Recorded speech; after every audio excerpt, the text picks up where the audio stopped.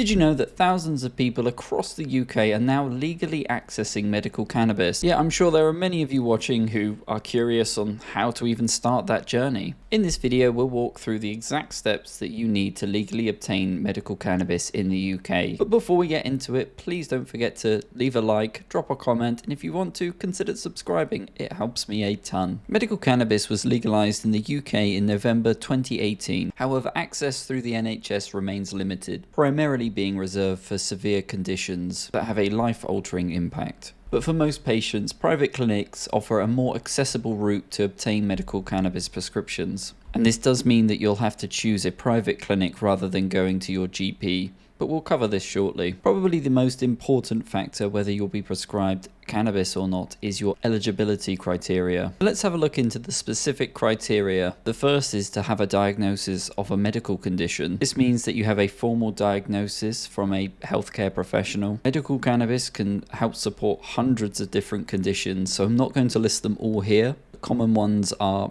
chronic pain conditions like arthritis or migraines, mental health conditions like anxiety and depression, neurological or neurodevelopmental conditions such as ADHD, epilepsy, Tourette's syndrome, sleep disorders like insomnia and sleep apnea, cancer-related symptoms especially from chemotherapy, and loss of appetite. There are conditions where medical cannabis won't be prescribed, such as psychosis, schizophrenia, meaning that if you have a history or a family history of this condition, you may not be eligible for medical cannabis. And for me personally, I went to medical cannabis because of my depression and the negative side effects I was getting from my ADHD medication. In addition to a diagnosis of a medical condition, you will also have to have tried at least 2 conventional treatments without success. This is to basically demonstrate that the standard therapies or treatments have been ineffective or has caused intolerable side effects. Also within the eligibility criteria, you will have to be a UK resident. So great, now you meet the eligibility criteria. So what next? Next, it would be good to actually choose a cannabis clinic. I do want to go over this in a longer video, which I will make at a later date. But here are a few key points to consider whilst you look. Using forums such as Reddit, there's a great UK medical cannabis subreddit that you can ask questions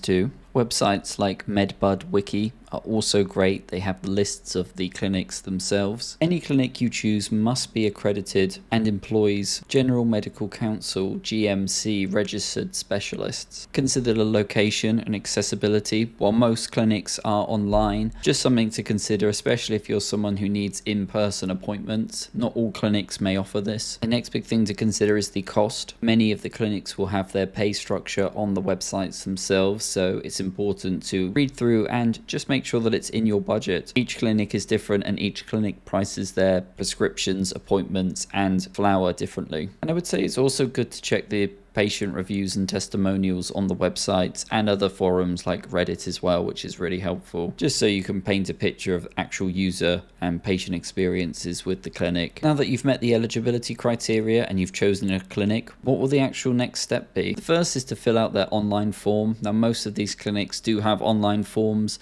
that will go over the eligibility screener, and once that's completed and sent off, you'll hear back from them. From there, they'll tell you whether they believe that you're eligible or not, and if you are, they'll then encourage you to book an appointment. You may also be requested to provide certain information. For myself, it was a record of all my previous medications, and that was very easy to obtain. I just requested it from my GP and they sent it over electronically. From this point, you'll usually be able to book an assessment, and once that's booked, it's just a waiting game until your actual assessment. And when that day does come, what can you actually expect? You'll meet with a psychiatrist or other trained clinician. Usually you'll do a full psychiatric assessment, and this just involves being asked a series of questions, again, just to make sure that you are someone who could benefit from medical cannabis. This usually includes your full medical history, family medical history, the medications that you're currently on, your current lifestyle. That usually includes things like your daily routine, employment, and other conditions that impact your life. They will ask a question around historic substance use and current substance use. I'll strongly encourage you to be open and honest with them at this point. It's okay if you've tried cannabis in the past. The clinician's definitely not going to run to the police to snitch on you. And like I said, if you've tried cannabis in the past, just be honest with them. Let them know that you've tried it. What was good about it? How did it positively impact your condition?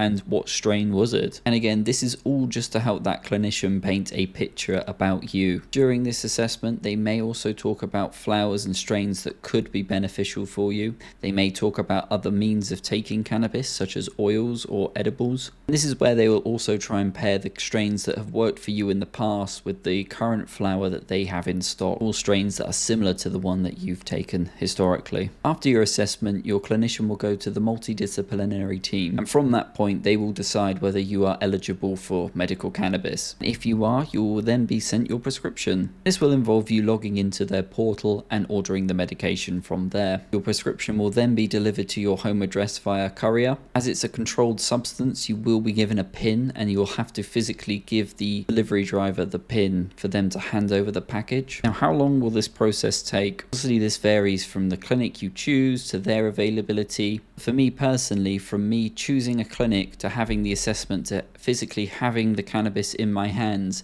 took just under a month. Now, the overall cost, again, is really difficult to say because it varies from clinic to clinic, the actual flower that you're prescribed. But for most clinics, you can pay anywhere between £5 a gram to £10-15 a gram. I think some clinics still do 5-gram packs, but usually it's a 10-gram pouch that you'll buy. But again, this is very hard to say just because there's such variety in clinics and your own personal needs. So after you've got your prescription, there are some things to still consider. This includes your ongoing requirement and legal responsibilities. This includes regular check-ins, usually around 4 a year, ensuring that you renew your prescriptions, you store your cannabis safely, and do not drive whilst impaired. And as a bonus one, it does still remain illegal for you to share your medical cannabis with friends, family, a random person who's just curious. But before I wrap this video up, here are a few things that you can do to hopefully speed up the process. First is to request a summary of all your previous medications from your GP. List the conditions that you're seeking treatment for. Make a note of the medications that